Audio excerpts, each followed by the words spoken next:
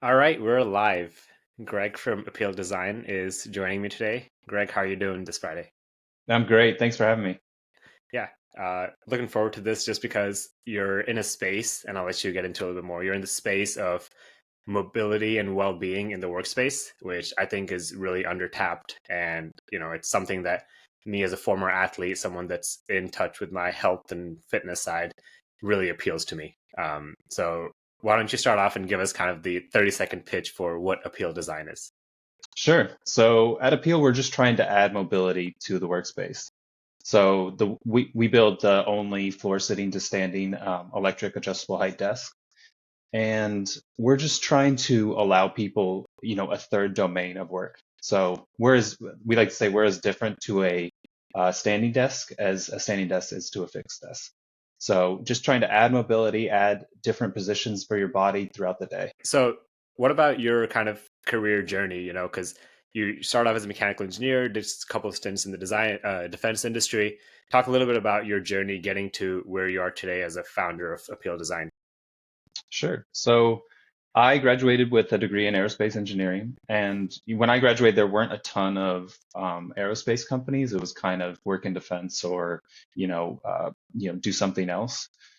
So I started in defense, and it's a great sort of jumping off point for young engineers to learn from.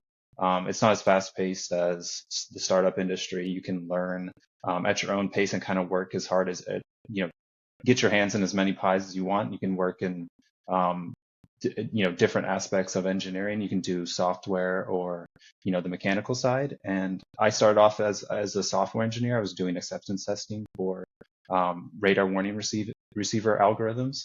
But I found that doing the mechanical aspect of aerospace was just way more interesting, way more fun. The design aspects are a lot more um, freeing. So I did that for about 8 years, and then I started my own sort of e-commerce brand focusing on everyday carry products. It was a very small niche brand, just trying to get my understanding of how a company works by starting a company. Just kind of dove Interesting. in, So that was and your I did that. first foray into entrepreneurship. Yes, What exactly. was? So Tell us a little bit about that company. very small, and I did it kind of. I quit my job at as an aerospace engineer and just did that to sort of fund traveling. So I would travel and have this e-commerce brand and have it fulfilled with a third-party fulfillment. So all the design work that I did, it was very sort of basic products like pens and keychains and that sort of thing. And our manufacturers would ship directly to our fulfillment centers, and we fulfilled using only third parties, so I didn't have any warehouse overhead or anything like that. It was just the third party that was sort of fulfilling that stuff. um, and it was a great learning experience, just diving in and just going for it on my own. What So was I did that for what was one of the key lessons you learned from that? different. Honestly, the biggest thing that I learned was differentiation is so valuable. So the products I was making were very similar to things that already existed, and it's so hard to sort of compete with existing brands and compete with existing products. It's kind of a losing battle unless you're very an excellent marketer or just have a great ability to sell. So for me, I think focusing on being a differentiator, having a difference and a uniqueness to your product is so valuable. So so that's kind of it's kind of jumping ahead, but that's kind of what Appeal is about. Is we want to have that differentiator. We want to be unique and add value by being a little bit different than what the other Yeah, people are doing. I love that. So after that company, you went to another defense firm, I believe, right? Yep. So I sold the tin mill. That was the name of the company. Very modestly, just kind of got out of it and sold some of the rights to some of the products. And I started working in defense again and trying to plan kind of my next how I'd like to, my next move in my career. I knew I wanted to do entrepreneurship, but I wanted to, have a safety net while I was figuring that out. Yeah. So then I understand, like, you just sold the tin mill and you're back at this day job. And in the back of your mind, your entrepreneurial spirit is still kind of thinking like, hey, what should I do next? And definitely with you there. Like you don't want to just be sitting idle. It's good to have that safety net while you figure out your next move. Mhm. So then I think come 2021, what was the moment where you got inspired to start Uppeal Design? Yeah, so it started kind of in 2020. Everyone started working from home, so I worked from home for the first time kind of in my career as as an engineer. And I would work at my standing desk all day, but I also found myself often, taking my laptop, bringing it over to my coffee table and sitting on the floor and kind of working, sitting on the floor just to mix it up a bit. And looking online, I figured there'd be some sort of product that had this range, but there weren't any available. So, just built my own kind of very rough, very not even an MVP, like a barely workable solution. But I started to think like, if I have this problem, maybe some other people have this problem. I think that's a common way that people kind of start companies. Yeah. Um, So let me pause so right there. So you had this problem, and like any entrepreneur does, you went and like found a solution for it. The only thing is that the solution here is kind of like to the ordinary person. It's like you made your own standing desk. Like talk a little bit about what was that like? Like did you go to Home Depot to get some wood? Like tell us a little bit about that because I'm sure people are Yeah, curious. exactly. So it was very rough. Just it didn't involve, electrical components or anything like that. Just very rough sort of locking work surface that you could raise and lower by yourself. I just had a monitor um, and my laptop on the desk, so very easy to move. But of course, building a product that actually functions day to day and it allows for this ease of change is kind of what you need to do to make this a workable product and a usable product for a long-term prospect. But so I eventually just started tinkering around and designing one from scratch. And yeah, I started working with manufacturers and built our first go at the product. That is awesome. I love the story of scratching your own itch, solving your own problem. And that initial prototype, did you notice like a difference in your kind of day-to-day life of that mobility coming into play? Yeah, so I found myself not sitting in a chair. I found myself sitting in a chair for a minority of the day. So I'd spend most of my time sitting on the floor or standing, and I would probably break that up between about 80% of the day, so like 40% on the floor, 40% standing. And overall, you know, it's just been a noticeable difference in terms of how I feel throughout the day. And yeah, it kind of made me a believer in the product. Yeah. Okay, so far the journey is you had this problem, you found yourself going to the coffee table to floor sit, no existing solutions on the market, and so you built your own. Now you're feeling pretty comfortable, like it's serving its need. It kind of solves your own problem for you. What was that next leap of faith? Because were there some more steps before you started reaching out to manufacturers? What Yeah, happened so in it was between? Yeah, so I had reached out to manufacturers and built some early prototypes. But it's really important for me to validate the product before I kind of dive completely in this time. It was, I spent some more time in the planning stages and I gave myself some metrics to validate that it's worth going all in on. So I ended up building a website and, put it on the website for pre-order, and I had sort of a budget for advertising and a target sales goal that I needed to achieve in order to go all in. So I gave myself a $500 ad budget for Facebook ads and spent about 3 or 4 days building a rough website out and put the ads up and put the website up and kind of cross my fingers and hope that I would, because I kind of wanted to dive in, but yeah, I just hoped I met that target, and I got some great feedback from potential customers and even some pre-orders. So That's ended up awesome. going all in. Yeah. So I'm curious about how you have this prototype that works for your needs. How did you sell that to the customer? Because you don't, from what I can tell, you don't have true like marketing or ad experience, but you had a Mhm. successful ad campaign to prove out your idea. How did you go from prototype to like selling the end product before it even existed? So a lot of it's with to do with renderings and just putting up a landing page that I felt it was less about selling than it was about were people interested. So it wasn't a perfect website by any means. The renderings weren't perfect. The ads definitely weren't perfect.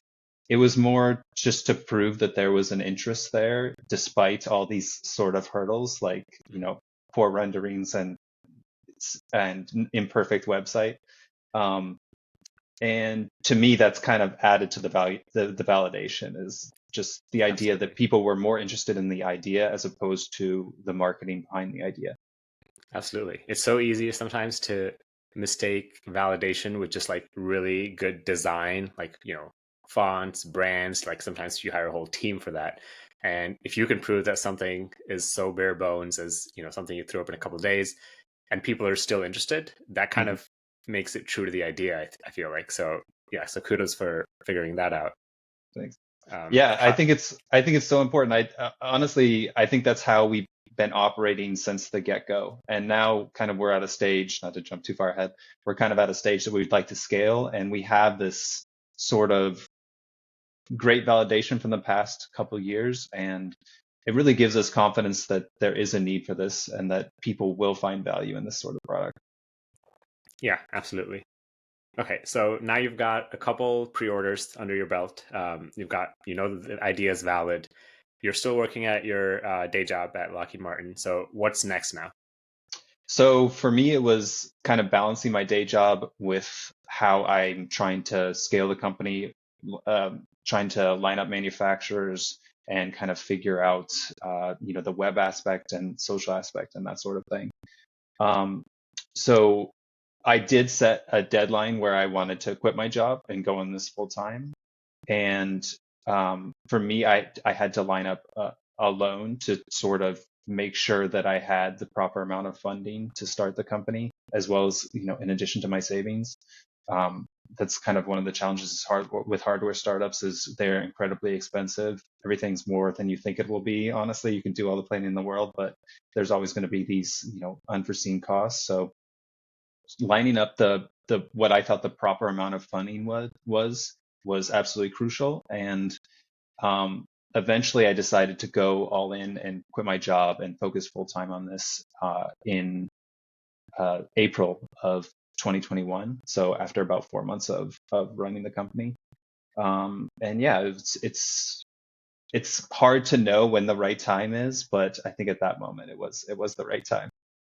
Yeah, it sounds like for you it was a combination of getting that idea validated and then making sure that you had that funding lined up. You said savings and you took out a loan. Um, Mhm. for the funding, what made you choose to take out that loan as opposed to, a lot of hardware startups are immediately going into venture, trying to raise capital.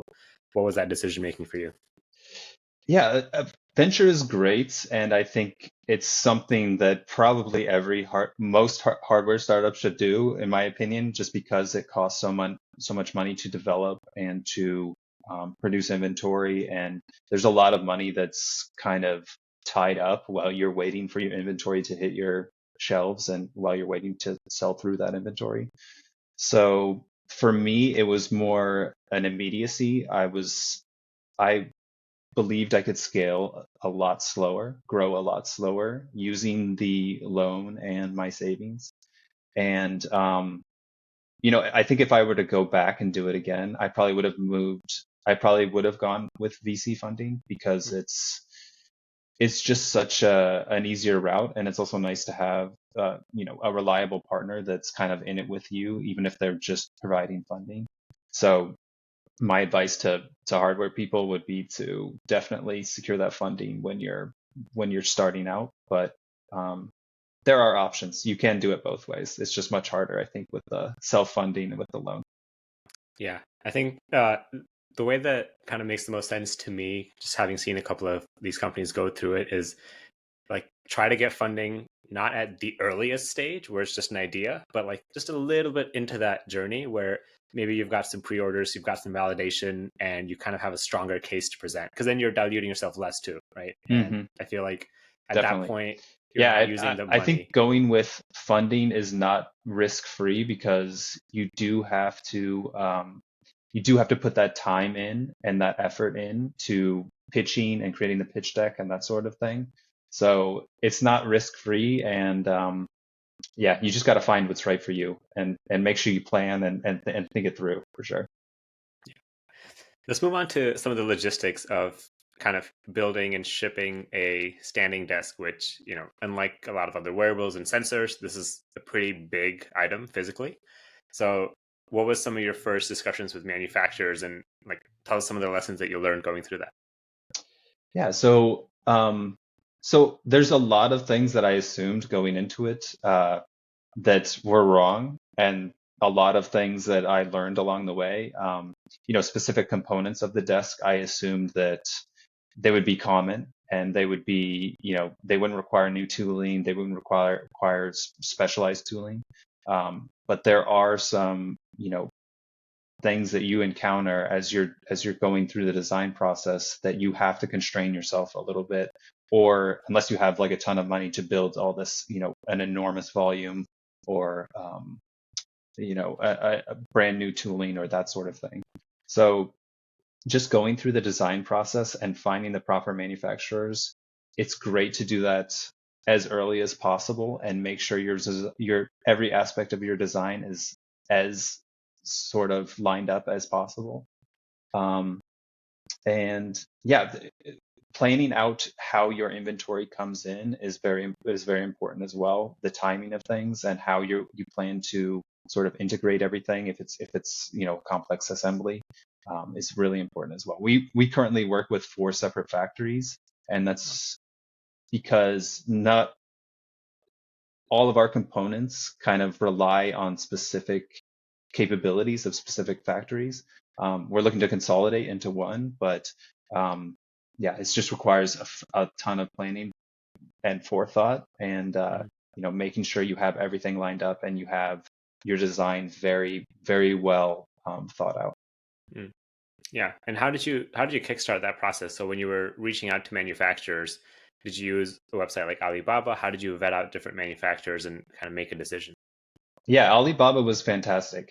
Also, looking through your competitors' products and learning how certain things are built, that's very, very helpful. But you can also find, um, you know, manufacturers kind of, you know, through another way, which is just learning from where other people manufacture things and talking to, similar kind of companies that make similar kind of products, like they can advise you as well.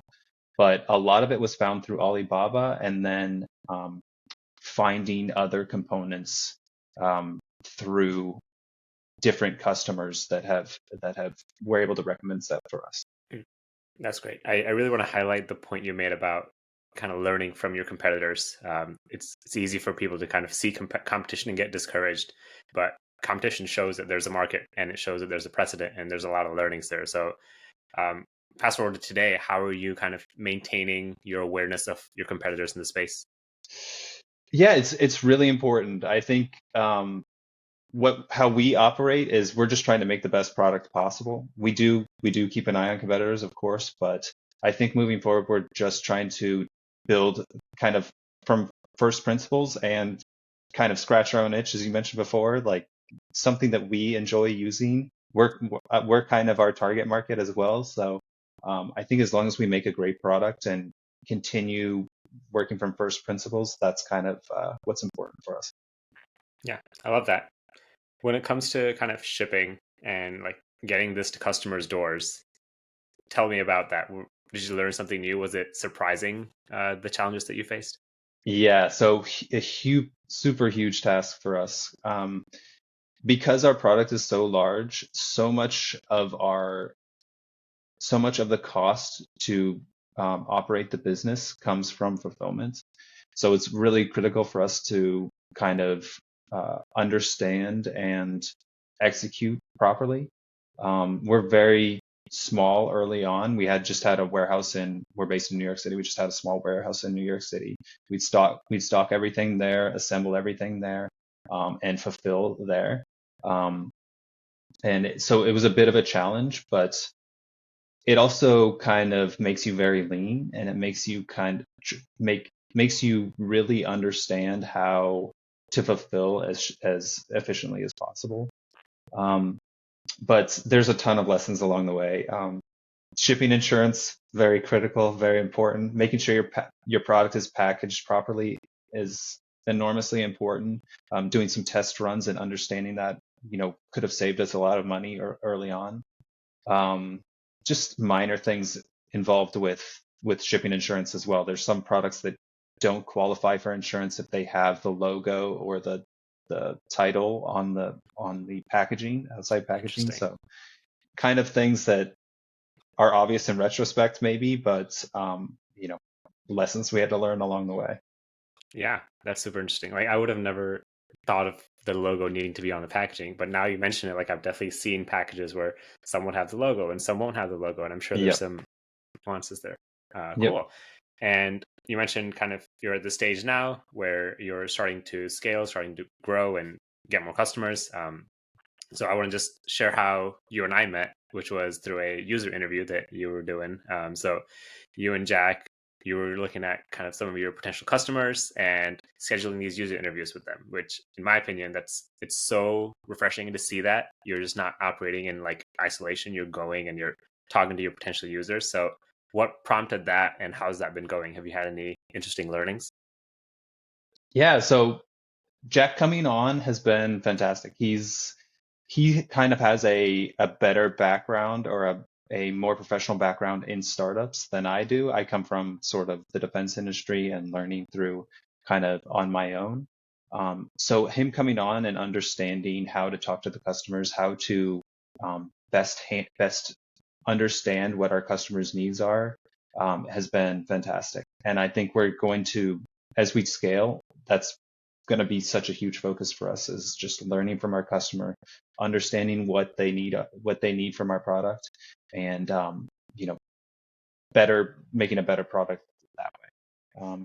So that's been super important. But um, as we scale, we're just planning to grow organically and understand that the product we're trying to make has an end result in terms of it's meant to be used all day every day for someone who's working at their desk. Yeah. And I think that it just shows the wanting to grow organically, I think, is the way to build a long-term sustainable company. Because like virality, it's great because it gives you that initial exposure, but you want to be able to maintain it long-term with the right product that has the right benefits for the user. So kind of what advice would you give now for someone that, has an idea kind of like you did, in the hardware space? Um, let's say they're working a full-time job and they just have this problem that they think they can solve. Uh, what would be like the three most important things you would tell that person before they can go execute? I would say talk to people about it, talk to your friends, talk to your family, use Reddit, talk to people, get advice from other past founders. I think people are more than willing to offer advice, at least in a brief email. So, reach out to people and kind of understand, kind of get feedback. That's super important. Validation is incredibly important. You never know if kind of you're not if you're deluding yourself. You could just be in love with this sort of idea and you don't know Yeah. whether it's going to do well. So however you get validation, whether you start a website, start pre-orders, do a Kickstarter campaign, however validation looks to you, set some metrics and kind of figure that out. And then I think get a co-founder. It's so important. It's really tough to do on your own. I think that's why a lot of accelerators kind of require, like Y Combinator and other ones, kind of require a team, is because they know what they're talking about and because it's so hard to do on your own. So I think I can't overstate how important that is. I think doing stuff on your own, it's great, but as Jack said, it's he in the cold email he sent to me after he received my product, he was like, if you want to go fast, go alone, but if you want to go far, go together. And I think that's such a great point, as having someone else to bounce ideas off of, even if it's just someone who's, even a part-time co-founder. I think that's absolutely so helpful and so critical. Yeah. And I think like you mentioned too, kind of being a solo founder for so long, like it gets lonely and it's hard, especially with hardware. Because what I found is like software and SaaS, like they get talked about a lot on the internet. And there's like people who are going viral all the time with their new tools, but I don't feel that same community with hardware yet. I think it's growing, it's building, and I think in-person events and things like happy hours and stuff, definitely in New York, would be a great way to have that community if you are a solo founder. But as you said, it's probably better to have someone with you to like ride that storm the whole way through. Definitely. I think it's so important, and there's just so many intangible benefits, like you were saying. Just having someone to share the stress, I think it helps so much. Yeah. Okay. Last question for you. We talked about where Appeal Design is today, trying to grow, trying to scale. Where do you see you and your company in the next 10 years? I think we are going to change the workspace in general for the better. It hasn't changed very much throughout you know the history of desk work. I think there's just so many potential benefits to potential changes to our workspace. With VR and all this sort of stuff coming down the line, there's just right now is the perfect time to change how we work. Um, but focusing on health and movement and encouraging people to um, you know use all the positions of our body, which is floor sitting, standing, and everything in between. I think that's so critical. In 10 years, I hope we have changed and made people healthier, made desk work so much healthier. There's just so many negative things that come with sitting at your desk all day. And I think if we've made the workspace a healthier place, I think I'll consider that a success. Yeah, definitely. I think if you're solving this massive kind of global problem with in someone's mind, it's a simple idea, hard to execute, which you've done a great job of. But the idea itself is like just going back to our roots of, yes, sit on the floor more. And I Exactly. think you're giving a really great path for people to get there.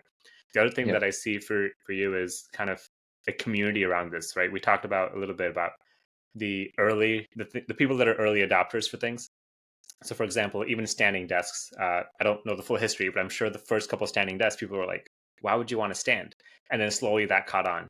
And I think you've created this new wave here of floor sitting where right now people might be questioning, like, why would I want to sit on the floor? But there's health benefits and there's long term benefits. And over time, that will become more and more popular. And you'll have kind of a community of people who are part of the better mobility in the workspace kind of ethos. And that's where I think Appeal Design can really grow beyond just offering a product and being a brand, but build that whole community around wellness in the workspace. Definitely. Yeah, our first few customers were so passionate. We had so many emails about people who've been looking for this desk forever. It's kind of like how I sort of created the product is, scratching your own itch, but there's so many people who just typically sit and work on the floor, and they've been so passionate. Our early adopters were super passionate and super great and super patient, waiting for us to ship our first product. Been absolutely amazing. I owe our first customers so much. They've just been fantastic. But yeah, I totally believe in creating a community around this, and I think you know once people try it, I think when people start to sort of adopt it, it'll be like how standing desks sort of took over the workplace. It really is beneficial, and it is sort of the way we're meant to sit, to work, to kind of relax. So yeah, I definitely believe in it. Absolutely.